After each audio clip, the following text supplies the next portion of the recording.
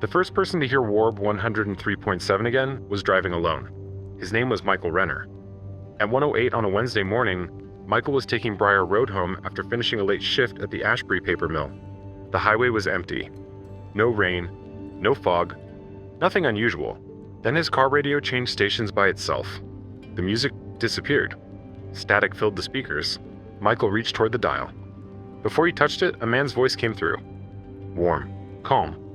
The kind of voice late-night radio hosts used when they knew almost everyone listening was alone.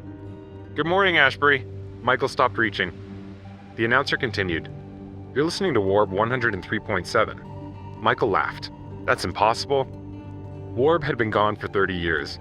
Everybody who grew up in Ashbury knew the story. The station had closed in 1996 after its overnight host disappeared during a live broadcast. The building was abandoned. The transmission tower was dismantled. The frequency had been unused ever since.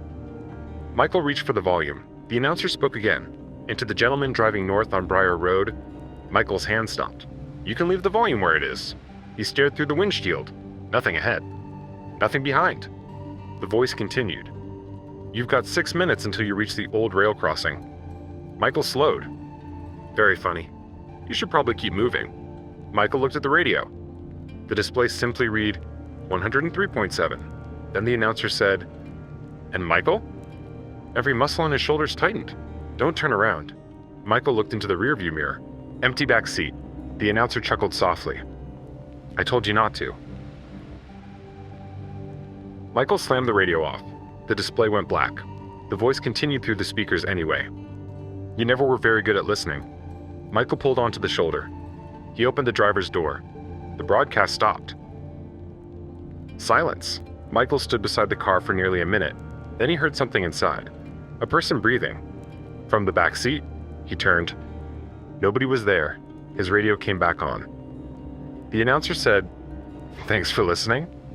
Then 103.7 disappeared into static. By noon, the recording was online. Michael had captured the last 30 seconds on his phone. Most people called it fake. A marketing stunt?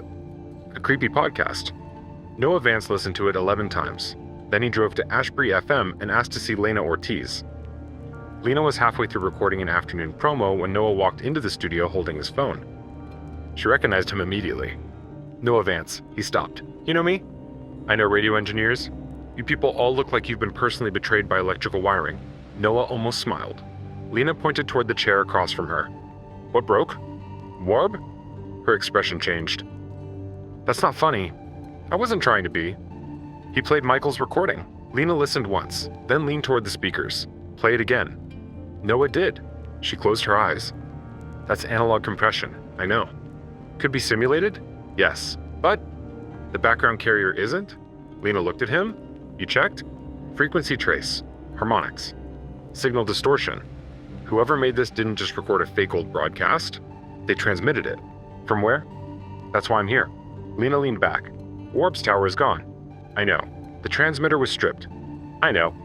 The license expired before I finished elementary school." "I know. You say I know a lot?"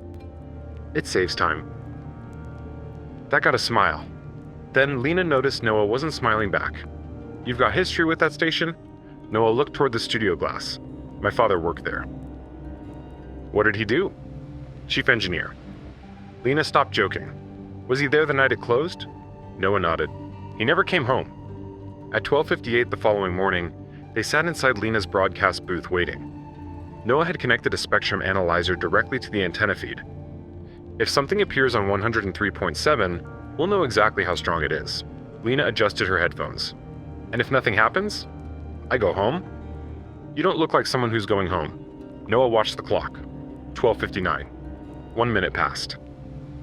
Nothing. Then every meter on Noah's analyzer jumped. Lena whispered, "That's impossible. 103.7 appeared at full strength. Not weak. Not distant. Stronger than Ashbury FM's own transmitter." Lena slowly turned the monitoring receiver. Static.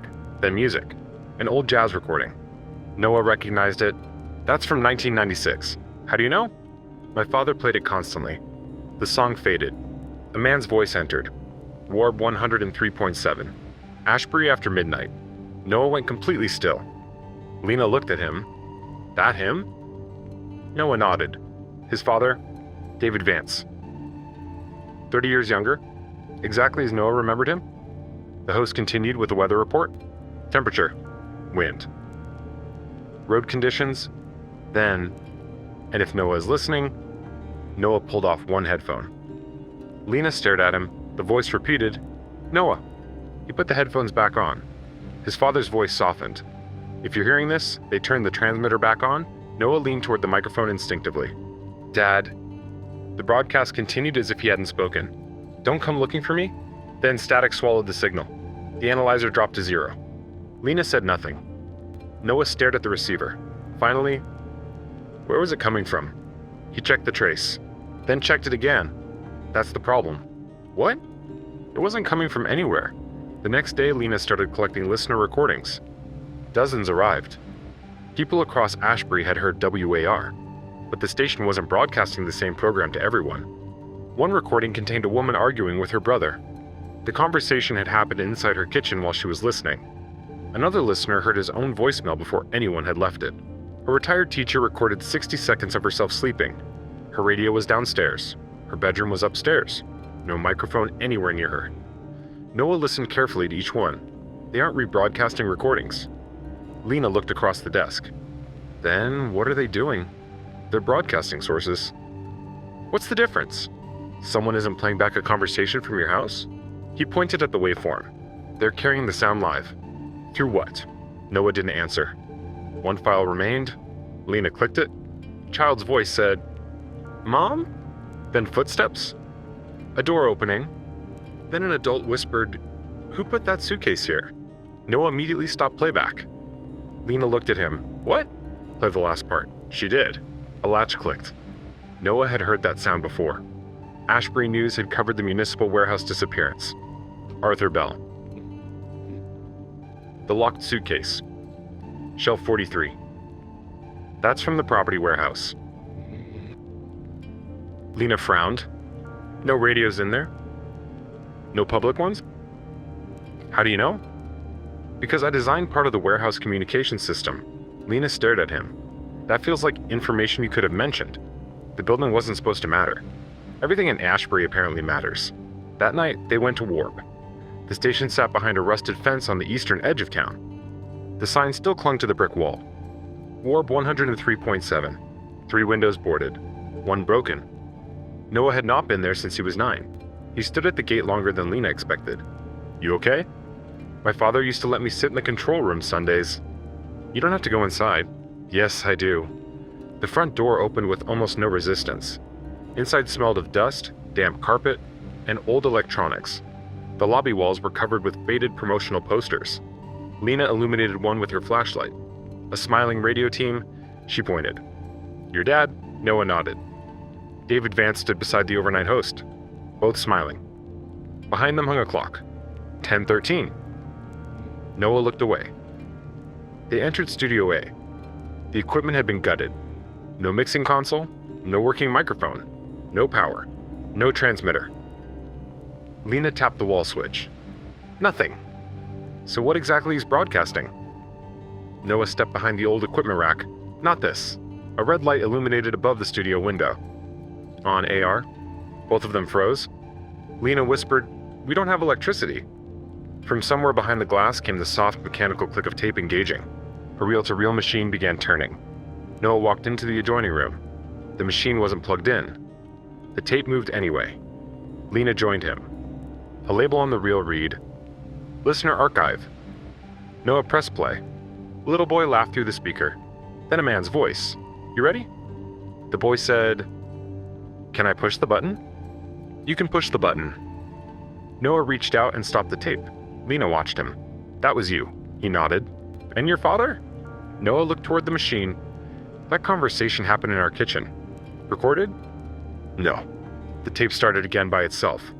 This time Noah heard his own voice from that afternoon. Whoever made this didn't just record a fake old broadcast. They transmitted it.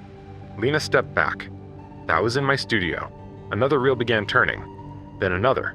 Shelves along the wall slowly became visible as emergency lighting flickered on. Hundreds of tapes.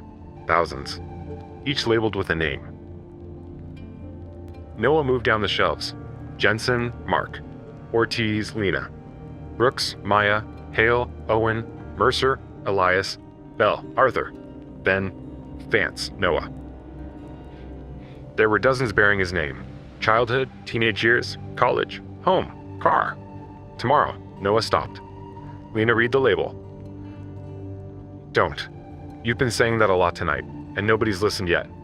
Noah removed the tape marked tomorrow. He placed it on the machine. Static. Then Lena's voice. Noah shut the transmitter down. Noah's future voice answered, "It isn't on." Lena looked at him. The tape continued. Then what's broadcasting? Pause. David Vance replied, "We are." The reel stopped. At that exact moment, Lena said, "Noah, shut the transmitter down." Both froze. Noah stared at her. She realized what she'd said. "It isn't on," he whispered. Lena slowly looked toward the tape machine. Then what's broadcasting? From the studio speakers? "We are." David's voice, exactly on cue, except now the broadcast was 10 seconds ahead. Noah heard himself say, "Don't move." 10 seconds later, he said it without intending to. "Don't move." Lena covered her mouth. The broadcast continued. "Look behind the transmitter." Noah refused. 10 seconds passed. He looked. Behind the old rack was a metal access panel. He pulled it open. Inside sat a municipal communications map, not a radio schematic. Underground cables. One thick line ran from WARB to a box marked District B branches extended outward. Bellwether Hotel. County Road 6. Black Pine Lookout? Hawthorne Plaza. Municipal Property Warehouse? Lena stared. Those are all the places. Noah nodded. All the disappearances. No. He traced the cable routes. These aren't separate systems. What are they? A network. Behind them, a chair creaked. Someone sat inside Studio A, back toward them, headphones on. Noah stopped breathing. Dad? The figure didn't move. Noah entered the studio. The chair slowly rotated. Empty? But the headphones were warm. He lifted them. David's voice whispered, "You shouldn't have come?" Noah closed his eyes. "Where are you?" "Still here." "In the station?" "No." A burst of static. "Then, don't let them hear you listening." Every radio in the building switched on. Hundreds of voices filled the station. Emergency calls. Hotel conversations. Police interviews. Footsteps. Someone crying. Suitcase wheels across concrete. Security alarms. Then all of it stopped. The announcer returned. WARB 103.7. Pause. Our next listener has arrived. The on-air light went dark. Noah and Lena left before sunrise. Authorities searched WARB later that morning. No power. No tapes. No functioning recording equipment. No underground cable map. Nothing. Noah still had one cassette. His name. Tomorrow? At first, he heard himself and Lena driving away from WA, then a third voice appeared from the back seat. David, don't turn around. Noah stopped the tape. He never played it again. 3 nights later, WARB returned. Lena was live on Ashbury FM when her signal disappeared. The WARB announcer spoke across every radio in town. "Good evening, Ashbury." Static. Then the sound of suitcase wheels rolling across concrete. A latch clicked. Someone breathed into a microphone. The announcer said, "Our next passenger has arrived." A man's frightened voice followed. "My name is Arthur Bell." Lena stopped moving. Arthur Bell had disappeared from the Ashbury Municipal Property Warehouse. No body. No trace. No explanation. Yet his voice was now broadcasting from a station dismantled 30 years ago. Then another voice entered. Noah's father. "Arthur? Can you hear me?" Arthur whispered, "Yes. Good. Where am I?" Long silence.